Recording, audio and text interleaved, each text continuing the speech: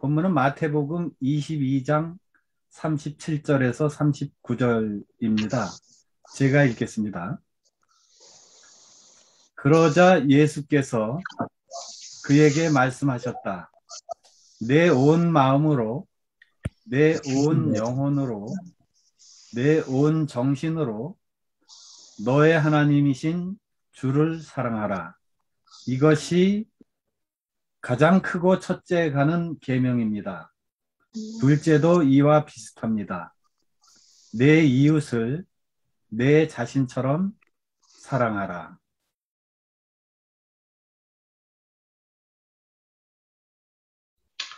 아, 잘 아시는 바와 같이 오늘 본문의 주제는 여러분들이 익히 우리가 교회를 다니기 이전에부터 익히 들어왔던 거죠. 저는 제가 약 한 40여 년 동안 그 신앙생활을 하면서 내 이웃을 내 몸과 같이 사랑하라든가 원수를 사랑하라고 하는 이런 말씀, 메시지를 듣고 또 읽을 때마다 제 마음속으로 매우 절망스러웠던 그런 경험이 있습니다. 소위 이제 그 이른바 믿음이라고 하는 것이 생기면서 제가 마음속으로 가장 힘겨웠던 부분이 이웃 사랑이라고 하는 불가능한 그 멍에였어요. 신을 사랑하라고 하는 말씀에는 특별한 거부감 없이 쉽게 동의를 할 수 있었지만 이웃이나 원수를 사랑하라고 하는 설교를 들을 때마다 저렇게 어떻게 이렇게 불가능한 그 주문을 인간의 본성에 대한 어떤 철학적 고민이나 갈등조차 없이 쉽게 말할 수 있을까 하는 그 의문이 내 안에 굉장히 차올랐어요. 그 대체적으로 많은 설교자들이 말씀하시기를 이웃의 봉이나 이 사랑의 당위성만을 강조했지 실천적인 방법에 있어서나 또 이 사랑의 가능성에 대해서는 일체에 언급한 분을 저는 한 번도 못 봤어요. 최근에도 이 말씀을 하기 위해서 자료를 많이 이렇게 살펴보고 했는데 천편일률적으로 인생의 최고의 가치는 하나님 사랑하는 데 있다. 또 이웃사랑에 내 목숨과 같이 해야 된다라고 하는 그런 것이었지 그것이 과연 가능한 일인지 얼마나 어려운 일인지에 대해서 피부로 내 삶 속에서 내 살갗으로 내 신경으로 내 육체로 고민하는 그런 것들의 동의는 단 0.1%도 예외 없이 그 사랑의 당위성 이것만을 강조하시더라고요. 그런데 저는 제 경험으로는 제가 교회 그러니까 그런 이 사랑에 대해서 많은 그 설교자들이 계명에 순종하라든가 성령의 인도하심에 따라야 한다는 등의 메시지는 많이 강조하셨지만 이 당위성에 대해서 저 자신은 교회 나갈 때마다 제가 성령을 갈망하고 또 마음으로부터 어떤 죄도 짓지 않아야겠다고 그리고 다음 주일까지 다시 교회 올 때까지는 그래봐야겠다고 늘 다짐했지만 일주일은커녕 단 하루도 온전하게 제가 삶 속에서 경건 생활을 지켜본 적이 없었던 것 같아요. 특별히 또 새벽 기도에서 은혜를 내가 충만하게 받았던 날이라 할지라도 그런 그 은혜와 감사로 충만했던 의지조차도 한나절이 안 돼서 아주 사소한 일에 무너져 내렸던 힘없이 무너져 내렸던 일들이 허다해졌습니다. 이렇듯 내 자신조차도 용서가 안 되는데 이웃을 하물며 원수를 무슨 수로 사랑한다는 말인가. 저는 이 명제에 대해서 매우 무겁게 받아들였고 불가능하다고 여겨졌어요. 그런데 그 논어에는 이런 말이 나와요. 이런 말이 논어 헌문편에 보면 공자와 제자의 대화 중에 이런 말을 하죠. 어떤 제자 한 사람이 덕으로서 원한을 갚는 것이 어떻습니까? 그러니까 소위 말해서 이덕보은이라고 하는 게 이제 노자에부터 나왔던 사상인데 원수에게 내가 덕으로 대하는 것이 어떠냐라고 공자가 물으니까 공자가 이렇게 대답하죠. 그러면 은혜는 무엇으로 갚을래? 원수를 덕으로 갚는다고 하면 은혜는 어떻게 갚을 것이냐? 이렇게 말하면서 원한에 원수에는 정직으로 대해야 되고 덕에는 덕으로 갚아야 된다. 소위 이직 고원, 이덕 고덕이라고 하는 말을 하죠. 잠깐 제가 PPT를 한번 이거 제가 이거 공유가 돼 있습니까? 네, 이게 공유하실 수 있습니다. 예, 예.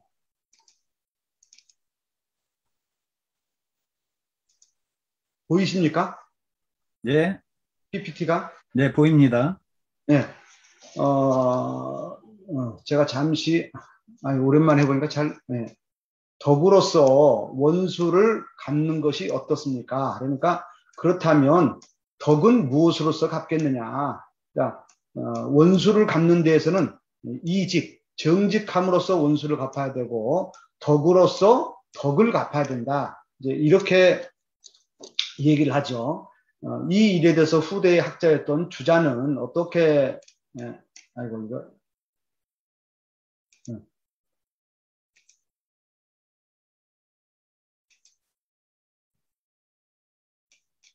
이거 좀 오랜만에 해보니까 이렇게 이제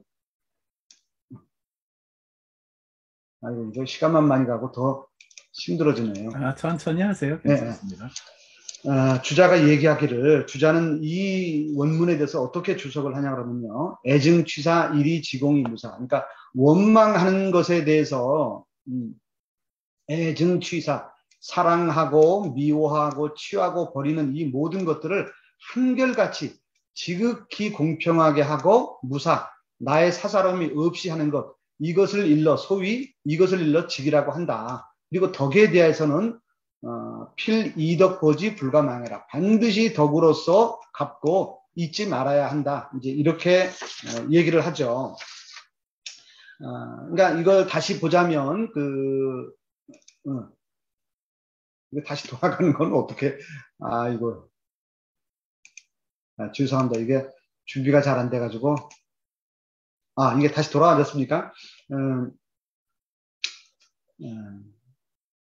공자의 덕이라고 하는 것은 근원적으로는 보편성을 담보하고 있지만 방법성으로는 차별성을 내포하고 있는 것이죠. 그러니까 모든 인간에게 인의 덕을 실천하되 은혜를 입은 자에게는 은혜로서 갚고 잊지 말아야 하지만 원수에게까지 은혜의 덕을 실천하라는 말은 아닌 것이죠. 단지 사적인 원한도 배제하고 한결같은 기준으로 원수에게도 공평하고 공정하게 대하라고 하는 거죠.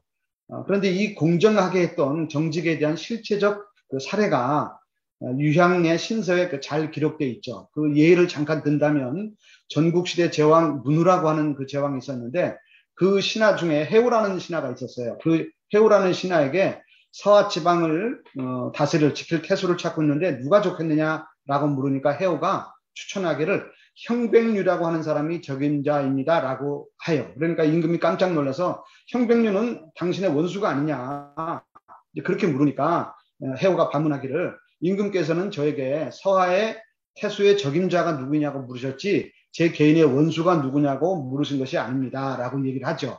그래서 임금이 해하의 도량에 크게 감탄해서 태수로 삼았다라는 일화가 전해지는데 비록 이것은 자신과 정치적 대척점에 있는 원한의 관계였지만 그 사람의 공평하고 정직하고 또 일의 능력에 있어서는 별개적으로 인정을 해서 자기가 정직하게 그를 추천하는 이런 일화를 볼 수가 있죠. 소위 그 대학에서 말하는 호의직이 악하고 오의직이 미한다.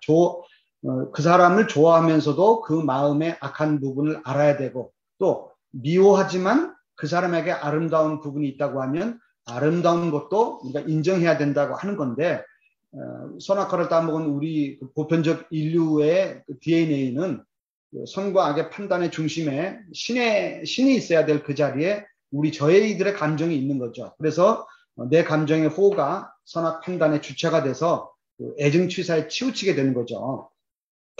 그런데 공자가 말하는 정직함으로써 원수를 갚아라 라고 하는 것은요. 곰곰이 생각해보면 이것은 인간의 최대한의 수양과 노력으로 이룰 수 있는 선의 최대치예요. 그래서 제 나름대로 정의하기를 이것은 공자가 얘기하는 것은 최고선이다. 그리고 원수를 사랑하라고 했던 예수가 얘기한 것은 이것은 인간의 노력이나 수양으로 해결될 수 있는 문제가 아니에요. 이것은 신만이 가능한 영역이기 때문에 이것은 절대선이다라고 저 자신 그렇게 혼자 정의를 해봤어요. 그런데 유학에서 매우 중요시 여기는 그 사랑에는 이게 저 PPT를 자꾸 제가 잘 못 PPT 띄우는 게 예. 예. 유학에서 얘기하는 사랑은요, 좀 점층적 차별의 단계인데, 친친이 인민, 인민이 애물이라고 합니다. 여기에 그 친친은 제가 색깔을 좀 했는데, 뒤에 있는 것은 목적어죠. 술목 관계인데, 앞에 이 동사는, 앞에 친자는 친애하는 거예요. 사랑하는 거고, 뒤에 친자는 어버이 친자, 가족을 나타내는 거죠. 그러니까 어버이를, 가족을 친애하고, 인민, 백성, 일반 사람들을 인애하는 거죠. 인내하고, 백성을 인내하고서 다시 만물을 애물. 이때 애는 사랑 애자가 아니라 아끼다라는 거거든요. 그러니까 사랑의 깊이에 대해서는 친애하는 것이 가장 큰 사랑이고, 어질게 대하는 것이 그 다음이고, 그다음에 아끼는 것이 이렇게 그 다음이죠. 그러니까 사랑의 깊이에는 방법적 차등이 점차적으로 이렇게 낮아지는 거고, 사랑의 범위는 처음에는 가족이죠. 가족을 사랑해야 되고, 더 이것을 미루어서 타인까지 남을 사랑하는 거고, 이것을 미루어서 사물에게까지 이루어지는 이렇게 방법적 차등의 사랑이 되는 것을 우리가 볼 수가 있죠.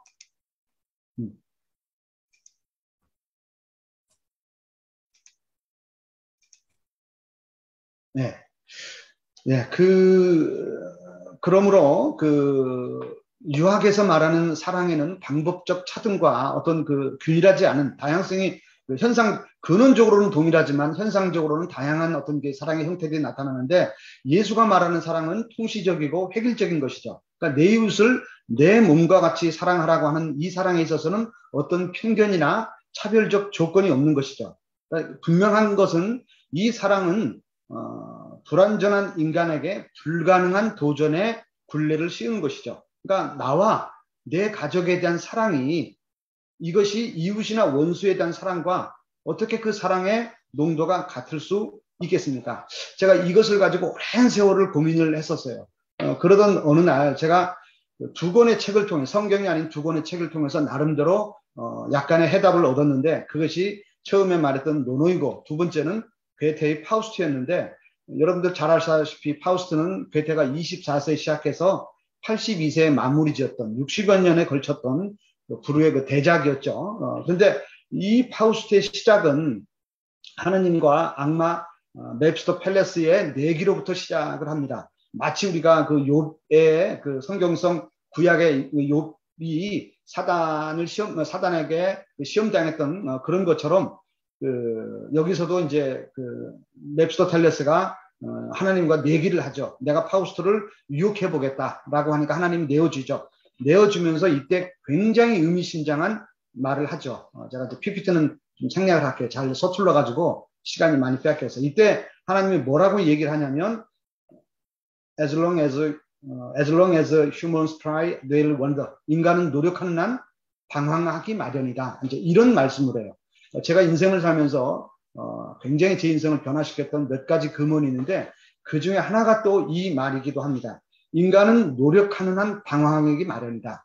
이런 전제를 달았는데, 괴테가 말하고자 했던 파우스트의 내용을 한마디로 정리하자면 인간의 노력과 방황이라고 할 수 있을 것 같습니다.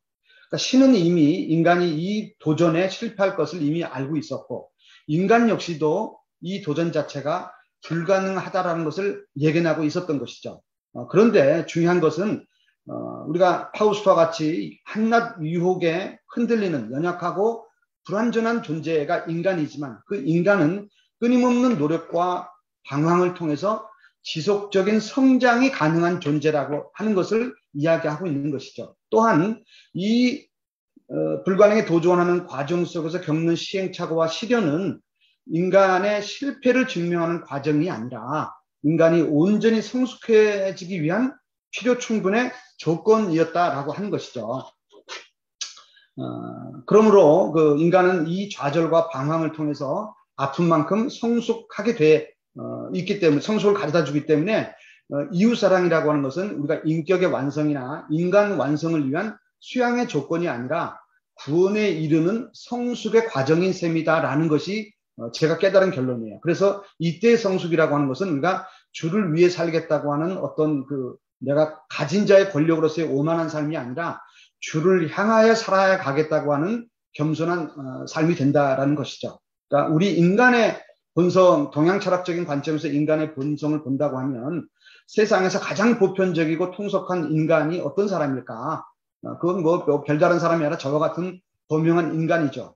이런 범용한 인간들은 자신의 삶을 위해서 자기의 편익만을 추구하는 그런 사람인 거죠. 그러니까 이 보편적 진실의 당위성 속에 모든 인간의 근원적 욕망에는 반드시 생존의 욕구가 담보되어 있다는 거죠. 일찍이 한 비자는 인간의 본성은 이익을 좋아한다. 인성홀이라는 말을 주장했어요.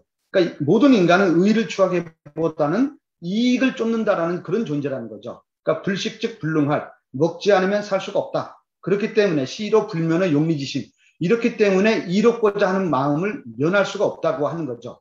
추리 피해라고 하는 말이 있어요. 이익을 쫓고 피해, 해로운 것을 피하는 이것이 인간의 본성이라고 하는 거죠. 그러므로 우리가 선이라고 하는 것도 후천적 학습을 통해서 만들어지는 것이기 때문에 선의지조차도 모두가 인위적이라고 하는 것이죠. 인간이 하는 모든 선행의 바탕에는 인위적이라고 한 것이기 때문에 그러므로 저희가 깨닫는 것은 인간의 인위적 선행만으로는 그러므로 구원의 조건을 완성할 수가 없다라고 생각하는 거예요. 그런데 인류사적으로 볼 때 이와 같이 범용한 인생만 있었던 것이 아니라 역사적 인물 가운데는 이 절대선에 도전을 해서 자기 당대의 절대선을 완성시키지는 못했지만 최고의 선까지 이르렀던 사람들은 뭐 여럿 있죠. 제가 그중에 특히 예화를 들고 싶은 사람이 노무 속의 공자였는데, 공자를 표현하는 말이 상가집회, 상가지구라든가 만세사표, 소왕 뭐 등등의 여러 가지 표현이 있지만 제가 가장 좋아하는 말은 논어 헌문편에 직이불가의 위지자, 이런 말이 있거든요. 그 사람은 안 되는 줄 알면서 하는 사람이라는 거예요. 공자를 표현하기를. 노자들, 도가사상 쪽의 사람들이 공자를 부를 때 그렇게 얘기를 했는데 14년간을 주유천하를 했어요.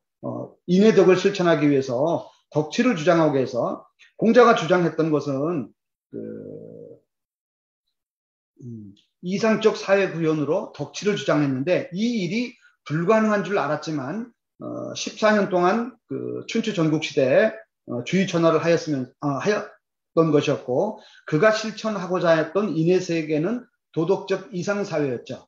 그러니까 이것은 곧 내 이웃을 내 몸과 같이 사랑한다든가 원수를 사랑하는 그 일에 다름 아니었던 거죠. 공자의 생애를 아주 짧고 간략하게 얘기한다고 하면 그는 하늘을 원망하지 않고 사람을 허물하지 않았으며 아래로 인간의 일을 배우고 위로 천리에 통달하고자 부단히 노력했던 사람이죠. 제가 파우스트와 공자의 성애를 통해서 비록 자신의 당대에는 절대선의 단계에 실패했을지라도 이 이타적 삶을 위해서 끊임없이 불가능에 도전했던 그 한 인간의 노력과 방황, 이 흔적들을 보면서 이것들이야말로 인생의 가장 소중한 경험이요 위대한 성숙의 중표다라는 것을 제 나름대로 정리해서 깨달았습니다. 그러므로 구원이라고 하는 것은 설거지를 잘하는 특별한 재능이 있거나 그릇을 더럽히지 않는 탁월한 어떤 그런 재주가 있는 자에게 주어지는 상급이 아니라 설거지를 하다 반드시 접시를 깨트려 본 경험이 있는 자에게 베푸는 신의 위로인 것이다 라고 하는 감사가 저에게 왔어요. 마칠 시간이 돼서 간단하게 더 말씀드리고 싶은데, 신이 맵스터펠레스에게 말했던 것처럼 인간은 노력한 한 방황하기 마련이다 라고 했던 것처럼 지금 우리가 하고 있는 방황이 결코 잘못된 것은 아니라는 것입니다. 제가 그것을 깨닫고 이 멍에로부터 자유해질 수 있었어요. 마지막으로 여러분에게 드리고 싶은 말씀도 행여 방황하는 분이 계시다고 하면 여러분의 방황을 응원하고 있습니다. 다만 이때의 방황의 전제의 조건은 노력한다라는 전제이고, 이 노력의 전제의 조건은 이웃을 사랑한다라는 전제에서 드리는 말씀입니다. 고맙습니다. 말씀을 마치겠습니다. 예.